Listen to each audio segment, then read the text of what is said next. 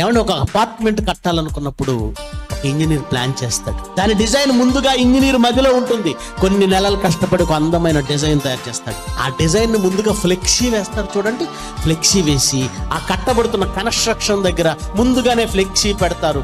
ఇప్పుడు ఏమైనా కన్స్ట్రక్షన్స్ ఉంటే మీరు చూసి వెళ్ళండి. అవి రేపు బిల్డింగ్ అయిన తర్వాత ఈ ఫ్లెక్సీ మీద ఎలాంటి డిజైన్ ఇచ్చాడో, ఎన్ని అపార్ట్మెంట్లు ఇచ్చాడో సేమ్ ఇందులో ఉన్నట్టుగానే బిల్డింగ్ కట్టబడుతుంది. ఎంతమందికి అనుభవం ఉందండి? ఇది నిజమేనండి, మేము చూసామండి అన్నవాళ్ళు చేయొద్దండి.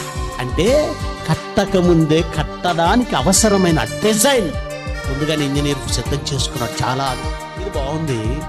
కానీ ఈ డిజైను మన దేహంలో ఉన్న కణములలోని జన్యువులలో మన ఆకారం ఎలా ఉండాలో ముందుగా డిజైన్ చేయబడిందా?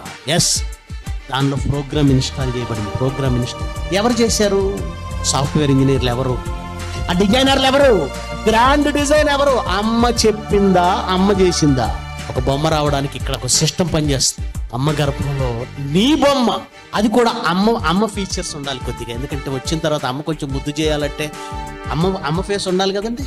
జన్యువులలో, జీన్స్ లో ఇన్స్టాల్ చేసిన ఆ ప్రోగ్రామింగ్ ప్రకారమే తల్లి గర్భంలో ఈ రూపం వస్తుంది. ఇదంతా ఆలోచిస్తే అర్థమైందా అమ్మదా కష్టం?